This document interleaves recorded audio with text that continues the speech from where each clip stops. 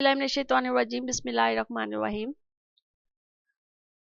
हम जो topic study कर रहे हैं क्लास 9 का यूनिट नंबर 3 द सेल को स्टडी कर रहे हैं और सेल में हम स्ट्रक्चर ऑफ सेल को डिस्कस कर रहे हैं। स्ट्रक्चर ऑफ सेल के कौन कौन से यानी सेल का जो स्ट्रक्चर है उसके अंदर कौन कौन से ऑर्गेनल्स प्रेजेंट हैं। इसमें से बहुत सारे ऑर्गेनल्स को हम पढ़ चुके हैं। आज जिस ऑर्गेनल के बारे में हमने पढ़ना है वो है vacuole. A vacuole is a membrane bound fluid filled sac. Vacuole जो है एक मेम्ब्रेन बाउंड स्ट्रक्चर होता है जिसके अंदर फ्लूइड जो है वो फिल्ड हुआ होता है। एनिमल सेल्स में have many small vacuoles which exist temporarily. अगर हम प्लांट सेल और एनिमल सेल्स का थोड़ा सा देखें तो इनमें वैक्यूल्स जो है वो डिफरेंट होते हैं। अगर हम एनिमल सेल के वैक्यूल्स को देखें तो उसमें स्मॉल वैक्यूल्स प्रेजेंट होते हैं और वो टेम्पररी होते हैं यानी आर्जी तौर पर होते हैं। उसमें they contain water and food substances, और उनके अंदर क्या मौजूद होता है, उनमें पानी और फूड का जो मटेरियल होता है, फूड सब्सटेंसेस, वो मौजूद होता है। And some fresh water organisms like amoeba and sponges have contractile vacuoles which collect and pump out extra water and other waste. ये तो हम जितने भी एनिमल्स हैं उनके बारे में डिस्कस कर रहे हैं। तो एनिमल्स के जो वैक्यूल्स हैं उनके बारे में वो आपको ये बता रहे हैं कि एनिमल्स के वैक्यूल्स जो है वो स्मॉल साइज में होते हैं, आर्जी होते हैं। इसके अलावा उसके अंदर वाटर और फूड स्टोर हुआ होता है।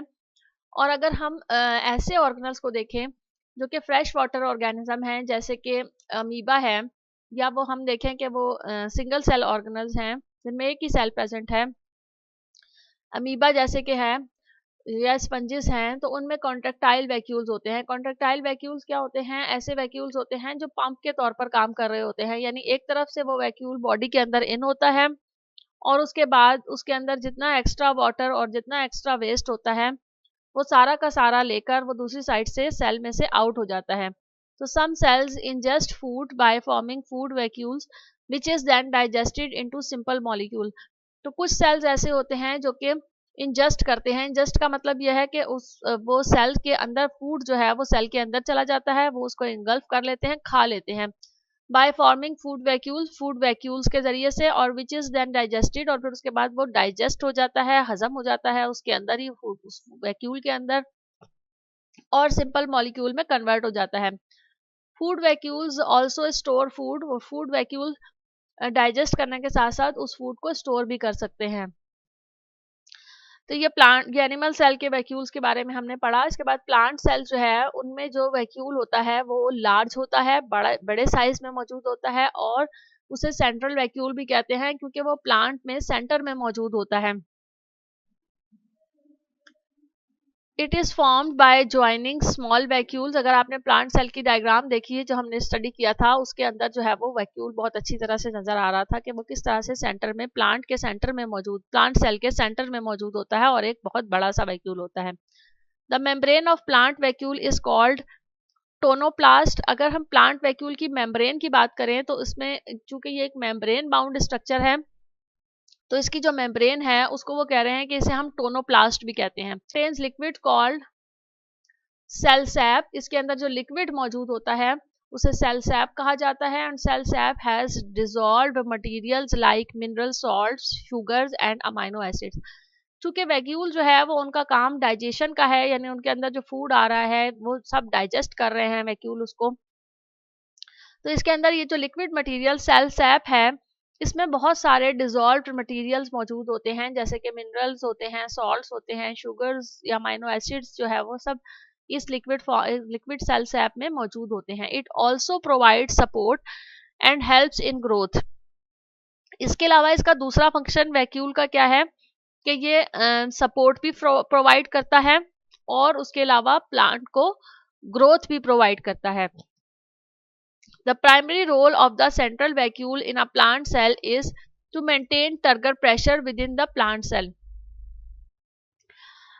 इसका एक और रोल, बहुत इंपॉर्टेंट रोल जो है वो सेंट्रल वैक्यूल का प्लांट सेल में, वो ये है कि ये प्लांट सेल के अंदर टर्गर प्रेशर को मेंटेन रखता है। टर्गर प्रेशर क्या होता है? Turgor pressure occurs when the fluid content of a cell pushes the cell membrane against the cell wall in order to provide shape to the plant cell. Turgor pressure उस time पर होता है, उस वक्त वाकया होता है जब fluid content of a cell, जो सेल के जो फ्लूइड कंटेंट हैं वो पुश करते हैं सेल मेम्ब्रेन को सेल वॉल के अगेंस्ट, यानी अंदर से जो है वो बाहर की तरफ, सेल के अंदर से जो फ्लूइड कंटेंट होते हैं वो सेल के बाहर की तरफ जो है वो उसको अगेंस्ट, उसके सेल वॉल के अगेंस्ट उसको पुश करते हैं, ताकि सेल जो है वो अपनी शेप जो है वो उसको मेंटेन रख सके। तो ये एक ऐसा प्रेशर है जो कि सेल के अंदर मौजूद बहुत से ऐसा फ्लूइड जो होता है वो सेल मेम्ब्रेन को बाहर की तरफ पुश करके रखता है, ताकि जो है वो सेल वॉल के साथ सेल मेम्ब्रेन जो है वो अपनी एक बाकायदा खास तौर पर अपनी एक शेप जो है वो उसको मेंटेन रख सके। नेक्स्ट जो टॉपिक है वो है centrioles. Centrioles are hollow open ended cylinder like structure.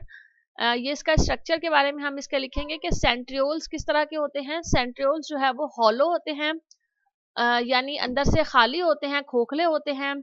Open ended cylinder like structure, उनका जो स्ट्रक्चर है वो सिलेंडर की तरह का बना हुआ होता है, और they are found in animal cells, ये एनिमल सेल में मौजूद होते हैं। They exist in pairs near the nuclear envelope. आपका जो न्यूक्लियस, सेल का जो न्यूक्लियस मौजूद होता है उसका जो न्यूक्लियर इन्वेलप है, यानी जो उसके बाहर का जो मेम्ब्रेन है न्यूक्लियस की, वहां पर ये सेंट्रियोल्स जो है वो प्रेजेंट होते हैं। Each centriole consist of 9 triplets of microtubules. Her centriole जो है वो अगर हम उसका डीपली स्ट्रक्चर को स्टडी करें तो हमें उसके 9 ट्रिपलेट्स मिलेंगे। ये जो आपको यहाँ पे ये नजर आ रहे हैं 9 ट्रिपलेट्स, ये जो है वो इसके 9 ट्रिपलेट्स जो है वो माइक्रोट्यूब्यूल्स, यानी ये ट्यूब्स की शक्ल में, ये आपको यहाँ ये ट्यूब्स नजर आ रही हैं, ये ट्यूब्स की शक्ल में जो है वो मौजूद होते हैं। At the start of cell division, centrioles duplicate and two pairs move to the opposite pole. अब ये न्यूक्लियर इन्वेलप के इर्द गिर्द क्यों मौजूद होते हैं या न्यूक्लियर इन्वेलप के पास क्यों मौजूद होते हैं? क्योंकि जब सेल डिवीजन होती है न्यूक्लियस के अंदर, तो ये जो सेंट्रियोल्स होते हैं ये हेल्प करते हैं सेल डिवीजन में क्रोमोसोम को मूव करने के लिए। तो जब सेल डिवीजन होती है तो ये सेंट्रियोल्स डुप्लीकेट हो जाते हैं, यानी डबल हो जाते हैं, and two pairs move to the opposite pole, और उसका एक पेयर जो है वो एक पोल की तरफ मूव कर जाता है, और दूसरा जो सेंट्रियोल होता है वो उसका दूसरे पोल की तरफ मूव करता है। दस help in the formation of spindle apparatus, और उनके मूव करने की वजह से एक स्पिंडल अपरेटस बन जाता है। They are also involve in the formation of cilia and flagella. Spindle apparatus तक जो है वो इसका एक फंक्शन है कि ये जब मूव करते हैं एक पोल से दूसरे पोल की तरफ तो स्पिंडल अपरेटस फॉर्म होता है, जो कि सेल डिवीजन में क्रोमोसोम को सेपरेट पोल पर ले जाने में हेल्प करते हैं। इसके अलावा वो दूसरा फंक्शन इसका ये बता रहे हैं कि जो लिविंग ऑर्गेनिज्म में, कुछ लिविंग ऑर्गेनिजम्स में सीलिया प्रेजेंट होते हैं मूवमेंट के लिए, कुछ में फ्लैजिला प्रेजेंट होते हैं मूवमेंट के लिए, उनको बनाने में भी जो है वो सेंट्रियोल मेन किरदार जो है वो अदा करता है। उम्मीद है आप लोगों को ये दो टॉपिक्स अच्छी तरह से समझ में आ गए होंगे, जिसमें हमने आज वैक्यूल और सेंट्रियोल्स को डिस्कस किया। नेक्स्ट जो टॉपिक रह गए हैं सेल स्ट्रक्चर के, ऑर्गेनल्स के, जितने भी सेल के जो ऑर्गेनल्स हैं वो हम नेक्स्ट टॉपिक में डिस्कस करेंगे। Thank you so much. अल्लाह हाफिज़।